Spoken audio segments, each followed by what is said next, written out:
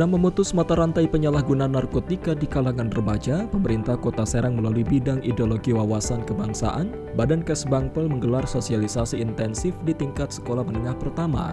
Langkah preventif ini fokus pada edukasi zat adiktif seperti rokok dan vape yang dinilai menjadi pintu masuk utama menuju narkoba.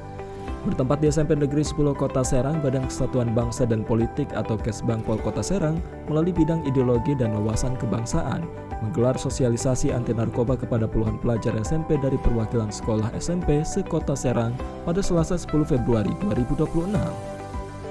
Pihak Badan Kesbangpol menggandeng pegiat anti narkoba seperti Divisi Anti Narkoba RIM ETISI Provinsi Banten. Dalam sosialisasi ini memberikan edukasi khusus mengenai bahaya narkoba kepada para pelajar.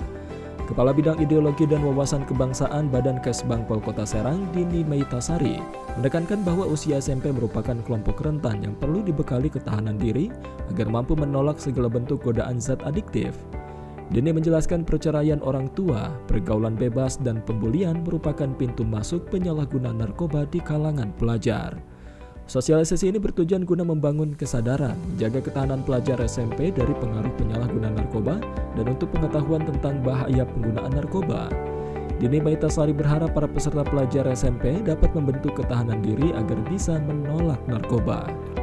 Ya, jadi kegiatan sosialisasi anti narkoba ini dilakukan di SMP Serang, yaitu bagi pelajar khususnya merupakan langkah preventif krusial yang dilakukan oleh pemerintah Kota Serang, dalam hal ini Badan Kesbangpol Kota Serang, untuk melindungi generasi muda dari penyalahgunaan narkotika, yaitu zat adiktif, nafza, dan narkoba. Ya, anak-anak SMP pelajar di Kota Serang itu adalah masuk dalam kelompok rentan, sehingga sosialisasi ini bertujuan guna membangun kesadaran, menjaga ketahanan adik-adik pelajar di SMP untuk pengetahuan tentang bahaya penggunaan narkoba.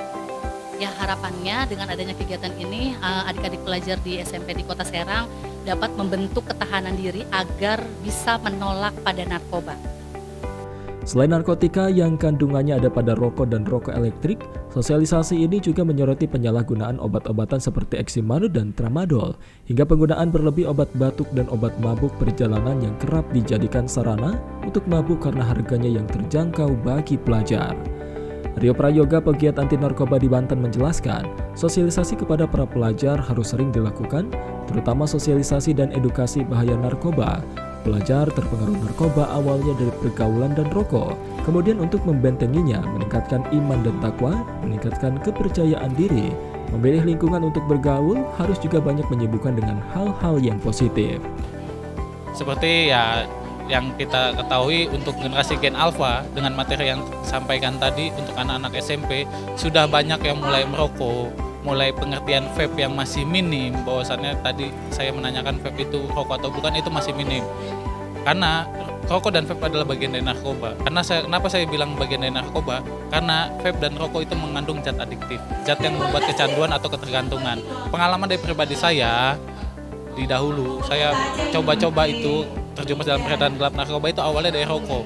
Karena ketika kita mulai merokok di masa remaja, tidak akan di sekolah ataupun di lingkungan rumah, tapi akan berkumpul dengan teman-teman sebaya yang sama-sama merokok, Pak. Jadi seperti itu. Saya sampaikan pengalaman saya sebagai mantan pengguna narkoba di masa lalu agar tidak terjadi kepada anak-anak di zaman sekarang seperti itu.